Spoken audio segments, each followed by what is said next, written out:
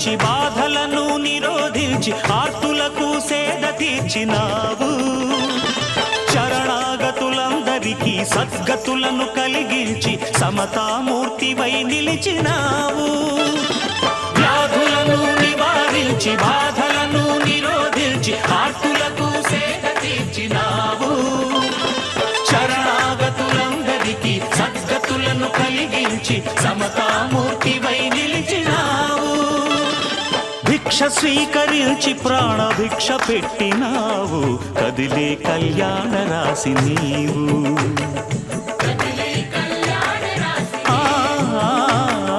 కదిలే